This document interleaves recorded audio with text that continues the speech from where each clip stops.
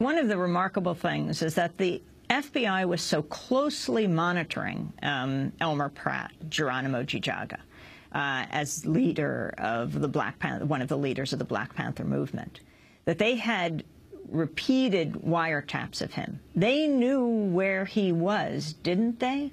That night, for example, when Caroline Olsen was killed on the tennis court, this young woman who with her husband had gone to play tennis. Well, you know, we were at Geronimo when he was here. He and I were looking through old boxes of COINTELPRO documents. There were thousands and thousands just on his case. And I was just recently, after Geronimo died, talked to an investigator who first found the wiretaps. Investigators and an ex-FBI agent, Wesley Swearingen, found the wiretaps, and by the time we got to the case, they had been destroyed. But the FBI followed Geronimo every second almost of his life, and they knew he was in Oakland at the time of the homicide. And when we started litigating this, rather than turning it over, for the first time any could remember, FBI wiretaps disappeared. And of course they knew where he was. It didn't matter what the truth was, you see, because he was the bad guy. And the truth had to take second place even in the courtroom. But yeah, I mean, they certainly knew where he was, and they knew what he was about, and as did many other Panthers. I mean, they knew where they all were. It was amazing the amount of time, money, and effort was put into monitoring this small group of political activists. We're also, in addition to Stuart Hanlon, joined by Ed Boyer, longtime Los Angeles Times reporter, now retired, but he did write the piece on Geronimo Jijaga when he died on Thursday. Ed, talk about how you first came to the story. Your reporting was instrumental, ultimately, in having Geronimo Jijaga exonerated and freed. Well, Amy, I saw a very short story in the LA Times towards the end of a week, pointing out that Jim McCloskey, who runs Centurion Ministries, was getting involved and investigating the case. And that was my first entree, because McCloskey had just had a successful case in Los Angeles County. Clarence Chance and I believe Benny Powell, they were released after 17 years in prison. So I began reading our old clips, and what I found amazing was that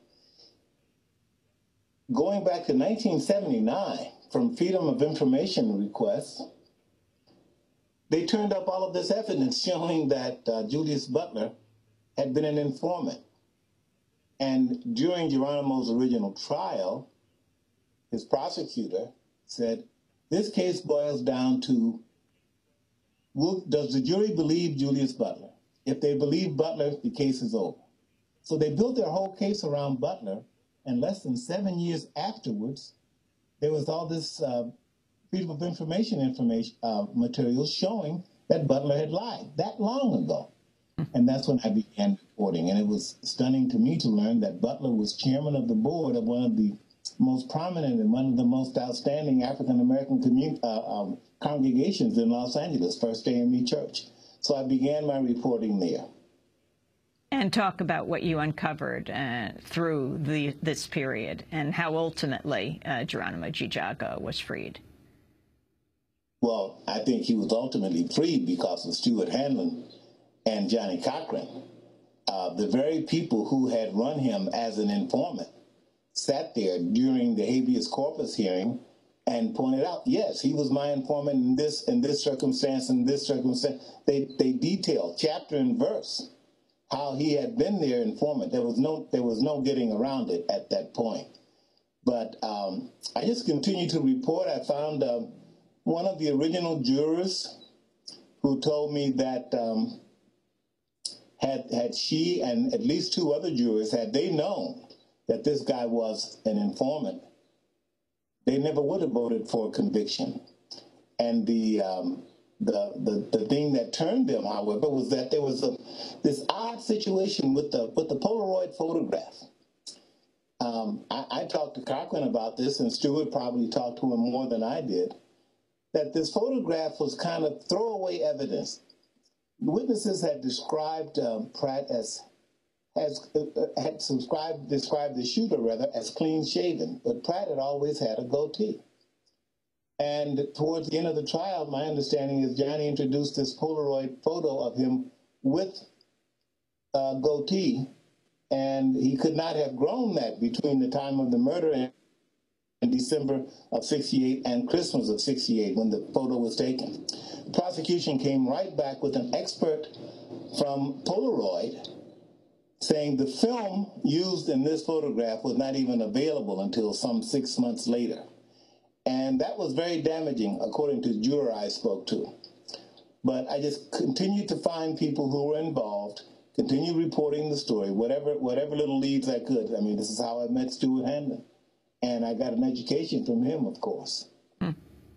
Stuart Hanlon, can you talk about the judge who ultimately overturned the conviction?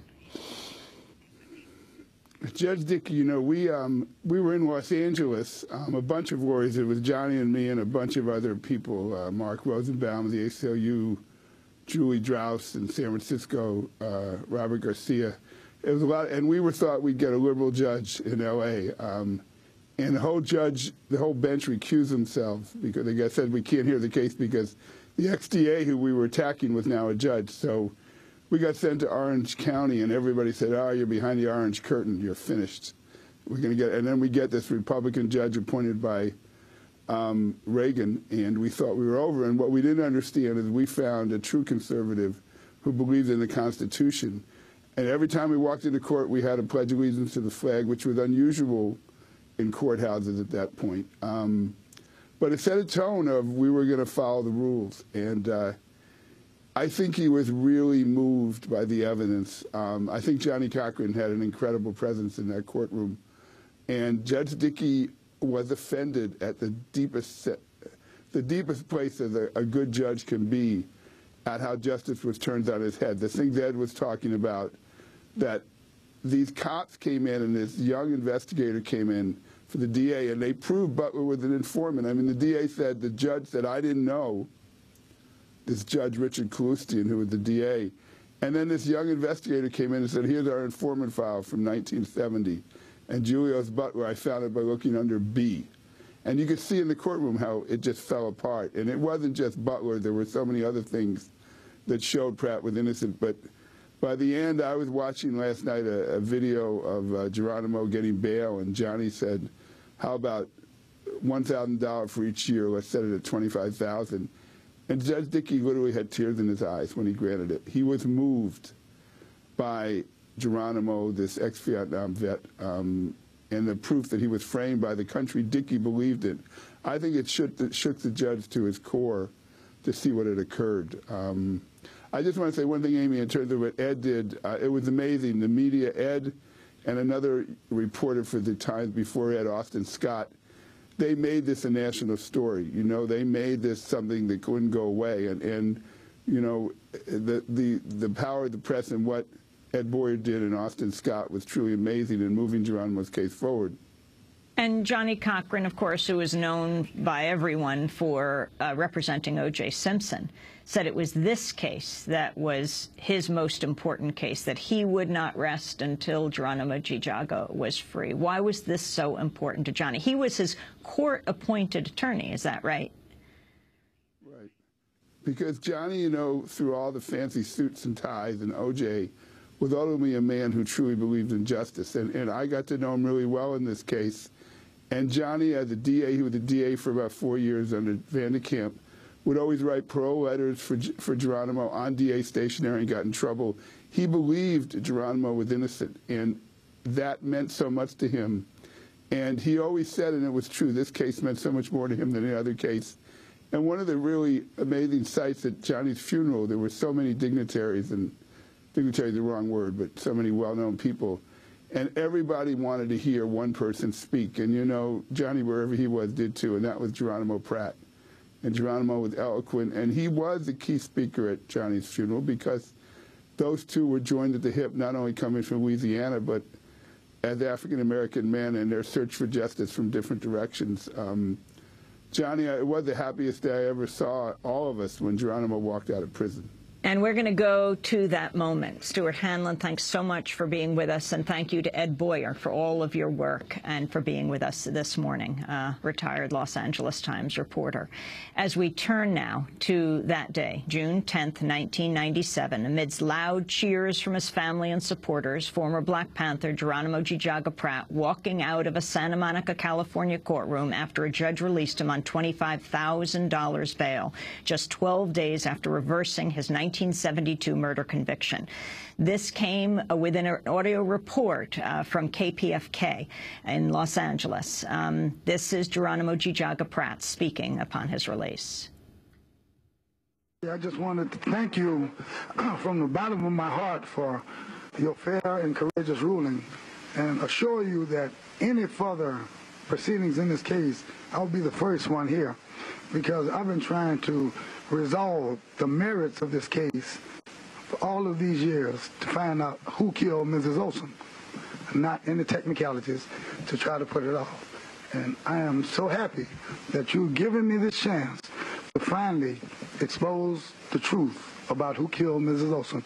And you can rest assured that I will adhere to every order and every instruction that this court indicates for me to follow. And that's my word as a Vietnam vet and as a man. That was Geronimo Jijaga Pratt, June 10th, 1997, when he was freed by a California judge after serving more than a quarter of a century in prison. He died at the age of 63 in Tanzania last Thursday. This is Democracy Now!, democracynow.org, the War.